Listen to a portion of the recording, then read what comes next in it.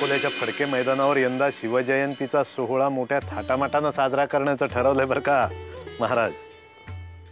छत्रपती शिवाजी शूर मराठा, छत्रपती शिवाजी महाराजांचं कार्य अजरामर आहे। आज पारतंत्र्याच्या काळी त्यांची विशेष करून आठवण येते। अकोल्यात जो उत्सव साजरा होतोय तिथे टिळकांची सभा भरणार आहे असं ऐकण्यात आलंय। हे खरं आहे बाळाभाऊ? खरंय। स्वातंत्र्य चळवळीत अनेकांचा सहभाग असावा हे 50-50 माणसांचं काम नव्हे। हाच टिळकांचा सभा घेण्यामागचा उद्देश असावा। ह्या कार्यासाठी टिळकांनी शिवजयंतीचा मुहूर्त निवडला हे फार उत्तम झालं। सभेला प्रचंड प्रतिसाद मिळेल। जिजाऊ म्हणजे जणू वाघीणच। शिवाजी महाराजांसारख्या वाघाला तिने जन्म दिला। त्याच भूमीवर जन्माला आलेले बाळ गंगाधर टिळक हे देखील वाघ नव्हेत काय? इंग्रजांचा जुलूम सहन करीत असलेल्या आईला स्वतंत्र करण्यासाठी हा वाघ अकोल्यात यायचा आहे। त्या वाघाची डळकाळी इंग्रजांच्या कंठ्या बसवल्याशिवाय राहणार नाही। पण या सभेत संबोधित करताना टिळकांनी काळजी घ्यायला हवी। महाराज, इंग्रजांविरुद्ध आवाज उठवणाऱ्या प्रत्येक क्रांतिकारकाच्या विरोधात इंग्रज सरकारने दडपशाही केली। टिळक देखील याला अपवाद ठरणार नाहीत। तरी अशी सभा होणार असली तरी ती निर्विघ्नपणे पार पडेल याची शाश्वती नाही। सभेपूर्वी इंग्रज शिपाई कार्यकर्त्यांची धरपकड करतील। त्यांच्यावर खोटे गुन्हे दाखल करून त्यांना तुरुंगात डांबलं जाईल। महाराज, परंतु स्वराज्य हा माझा जन्मसिद्ध हक्क आहे आणि तो मिळवणारच असे निर्भीडपणे सांगणारे बाळ गंगाधर टिळक ह्या दडपशाहीला मुळीच जुमानणार नाहीत। स्वातंत्र्य मिळवण्यासाठी आपल्या प्राणांची आहुती देण्यासाठी सुद्धा ते मागे पुढे पाहणार नाहीत। आम्ही त्यांना शुभेच्छा देतो। गजानन महाराज, शिपाई, आपल्या मठाचा तपास घेण्याचे आदेश आम्हाला देण्यात आलेले आहेत। तपास? कसला? आपल्या मठात काही क्रांतिकारकांना आश्रय दिला गेलेला आहे असा सरकारला संशय आहे। आमच्या तपास कामात आडकाठी करू नका। घ्या, तपास घ्या। मठाचा कानाकोपरा झुंडाळून काढा। आम्ही दीक्षून सांगतो, बाळ गंगाधर टिळक नावाच्या सिंहाला इंग्रज सरकारनं पकडायचं आहे, पण तो गुहेत लपणाऱ्यांपैकी नाही। तो लीडर आहे। इंग्रजांच्या छाताडावर बसून त्यांच्या दरडीचा खोट घेण्यासाठी तो आसुसलेला आहे। तो येतो आहे, आंतरराष्ट्रपुरतं येतो आहे। त्याच्या स्वागताची जय्यत तयारी करा। पगडी आणा, पगडी आणा। भारत माता की जय, भारत माता की जय। गण गण गणात मोते, गण गण गणात मोते, गण गण गणात मोते, गण गण गणात मोते, गण गण गणात मोते।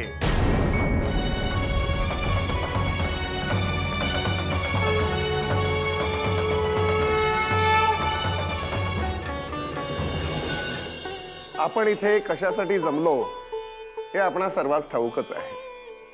बृहस्पती समान ज्यांचं वाक्चातुर्य आहे, ज्यांच्या नुसत्या लेखणीनं इंग्रजांचे धाबे दणाणतात, त्या यावश्चंद्र दिवाकर बाळ गंगाधर टिळकांनी शिवजयंती उत्सवाच्या निमित्त अकोल्यात येऊन सभा घेण्यास अनुमती दिलेली आहे।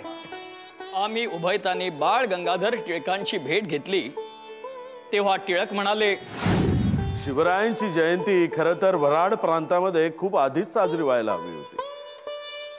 शिवरायांची माता जिजाबाई ही वऱ्हाडी कन्या, सिंदखेडी तिचा जन्म झाला। तिने नंतर शहाजी राजांशी विवाह करून महाराष्ट्र आणि वऱ्हाड एकत्र आणला आणि वीर गाजी शिवाजी राजांना जन्म दिला। पुढे त्यांनी स्वराज्याची स्थापना केली। अशा शिवाजी राजांच्या जयंती उत्सवाला आम्ही अवश्य येऊ। तर ह्या सभेचे अध्यक्षपद बाळ गंगाधर टिळकच भूषवतील हे वेगळं सांगायला नको। हो कोल्हटकर, परंतु मागल्या बैठकीस शिवजयंतीचा उत्सव साजरा करण्याचा प्रस्ताव पारित झाला होता. त्यावेळेस शेगावच्या गजानन महाराजांनाही सभेचं निमंत्रण देण्याचं ठरलं होतं. आम्हाला वाटतं की शिवजयंतीच्या उत्सवानिमित्ताने आपण टिळकांची राजकीय सभा आयोजित करीत आहोत. अहो, ही साधूंची सभा नाही. त्यामुळे गजानन महाराजांना निमंत्रण देण्याचं प्रयोजनच आम्हाला दिसत नाही. आपल्या मताशी आम्ही सहमत नाही दामले. कारण गजानन महाराजांसारख्या संतांचा आशीर्वाद लाभल्यास ते स्वातंत्र्याच्या दृष्टीने शुभ शकुनच होईल. त्यांचा स्वातंत्र्य चळवळीशी संबंध काय? संबंध काय दामले? अहो, गजानन महाराज हे राष्ट्रपुरुष नाहीत का? त्यांचा जन्म या राष्ट्रातच झाला नाही का? हे बघा, मी गजानन महाराजांच्या राष्ट्रीयत्वाबद्दल बोलत नाही किंवा त्यांच्या राष्ट्रप्रेमाविषयी शंका उपस्थित करत नाही. माझं एवढंच म्हणणं आहे की गजानन महाराज या सभेस येऊन करणार काय? अहो, ते एक अवली आहे. गण गण गणात बोते असं भजन गात राहतील आणि टिळकांच्या सभेत व्यत्यय येईल. शिवाय ते अल्पवस्त्र धारण करून येणार. सभेत स्त्रियांची उपस्थितीही भरपूर असेल.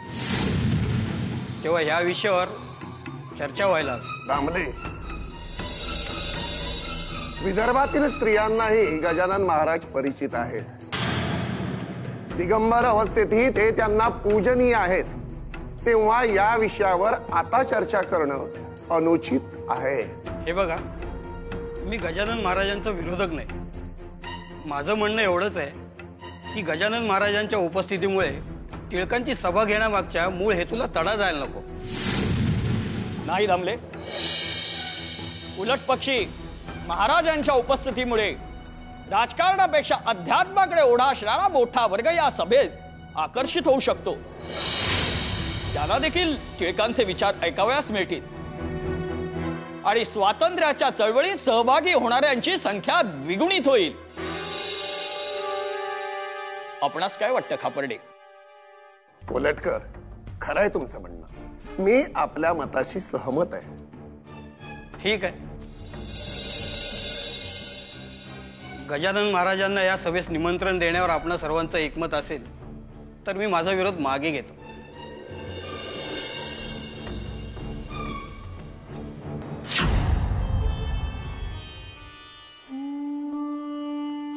महाराज, महाराज, बोला खापर्डे कोल्हटकर. महाराज, आमचं इथे येण्याचं प्रयोजन असं की शिवजयंतीच्या उत्सवाचं आमंत्रण घेऊन आलात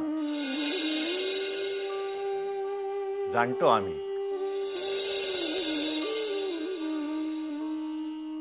या शिवजयंतीच्या उत्सवानिमित्त तुम्ही टिळकांची सभा आयोजित केली आहे. त्या सभेला आम्ही देखील उपस्थित राहावं असं तुमचं म्हणणं आहे. होय महाराज.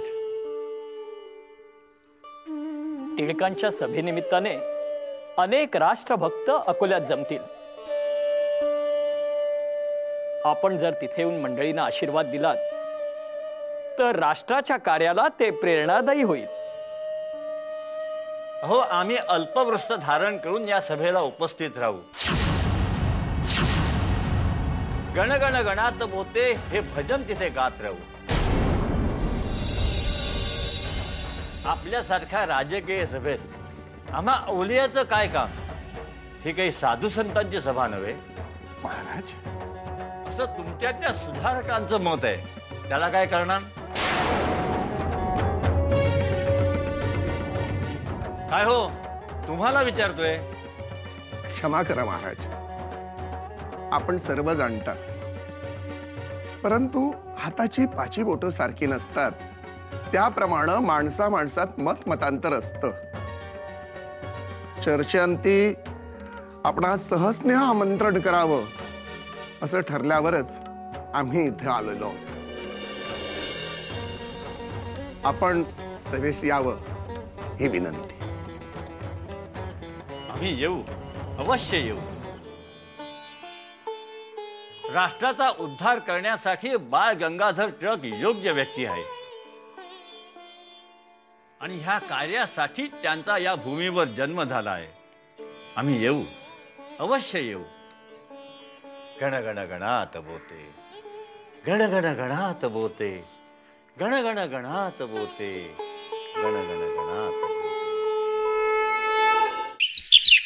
महाराजांनी सभेस येण्यास होकार दिला आणि सर्वांचा उत्साह द्विगुणित झाला. तमाम अकोलावासी उत्सवाच्या दिवसाकडे डोळे लावून बसले.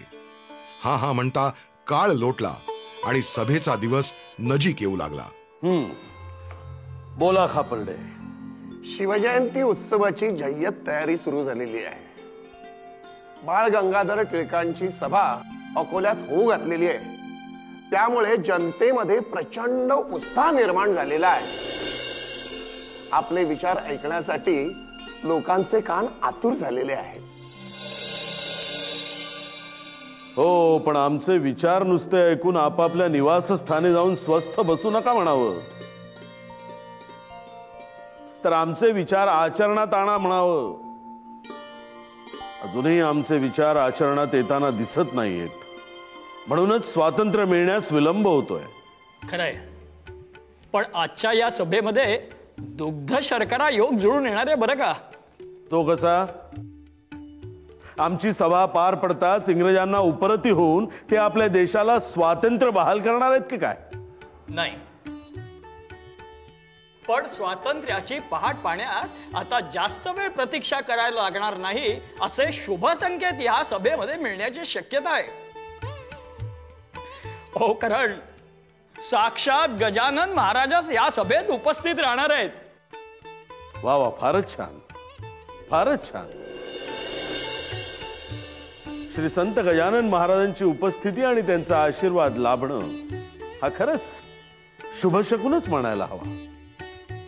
छत्रपती शिवरायांना समर्थ रामदास स्वामींचा आशीर्वाद मिळाल्यानं त्यांनी स्वराज्याची स्थापना केली. श्री संत गजानन महाराजांच्या आशीर्वादानं आपण स्वदेशाची स्थापना करूया. खरंय कोल्हटकर, तुम्ही म्हणता तसा दुग्ध शर्करा योग जुळून आलाय खरा, परंतु तो आम्ही आणि संत श्रेष्ठ श्री गजानन महाराज एकाच व्यासपीठावर एकत्र येणार आहोत म्हणून नव्हे, तर राजकीय विचारशक्ती आणि आध्यात्मिक ज्ञानशक्ती एकत्र येणार आहेत म्हणून.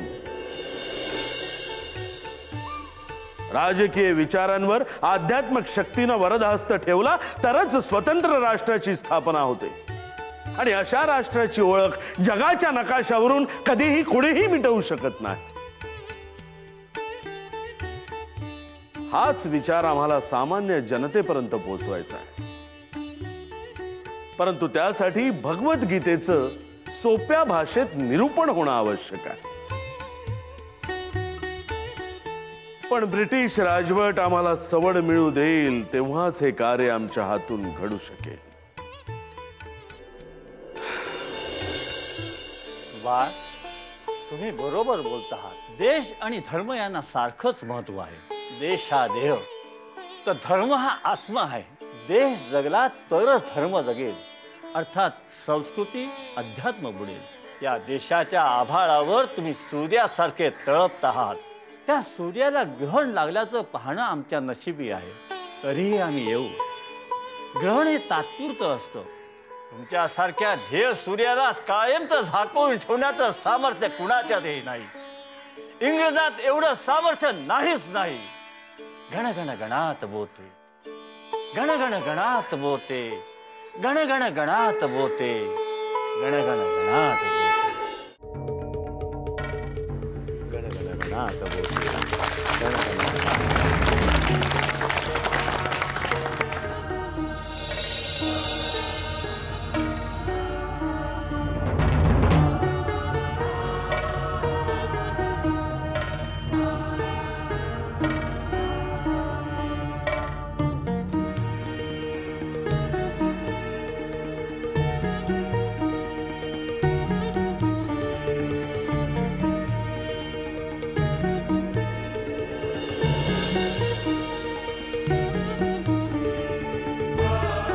अखिल विश्वास मांगल्याचा प्रकाश देणारे मंगलमूर्ती गणराय,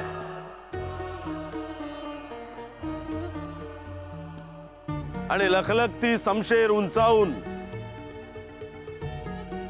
शौर्याचा तेजस्वी इतिहास देणारे मराठी रयतेचे आराध्य दैवत छत्रपती शिवराय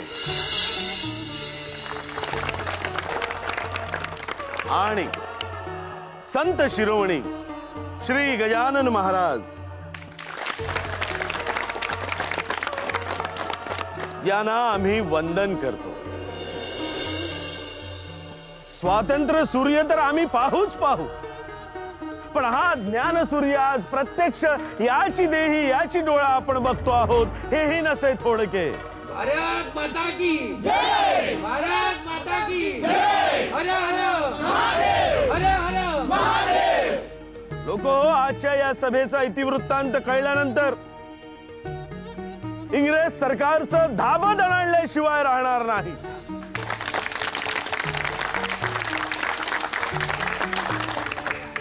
या संपूर्ण देशाची शक्ती एकवटली तर इंग्रज सरकारचा आमच्या समोर निभाव लागणार आहे का?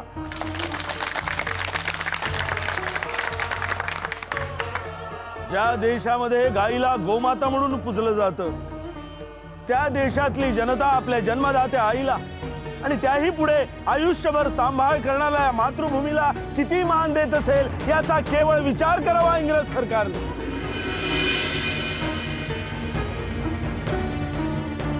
नाहीतर त्यांची कानशिला शेकवून आपण त्यांना तसा विचार करण्यास भाग पाडायला हवं. हर हर महादेव, हर हर महादेव, हर हर महादेव.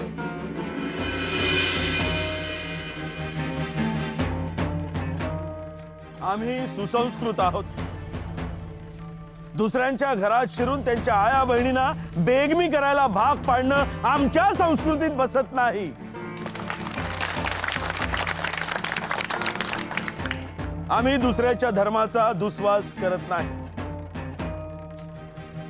परंतु अशी मनुष्यजात, मग ती कुठल्याही धर्माची असो, ती दुसऱ्या राष्ट्रावर अतिक्रमण करून तिथल्या जनतेला गुलामाप्रमाणे राबवत असेल, असं अमानवी कृत्य करणारे सगळे धर्मबुडवे आहेत असं आम्ही छाती ठोकपणे सांगतो.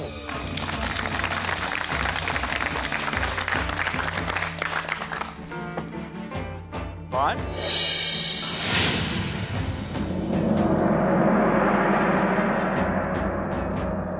अशा भाषणामुळेच बेड्या पडतात बरं.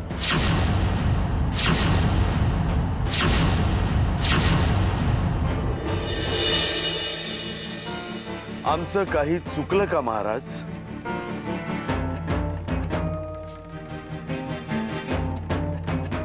या आपल्या राष्ट्रावरचा स्वातंत्र्य सूर्य मावळला आहे आणि दास्यत्वाचा काळोख पसरलेला आहे.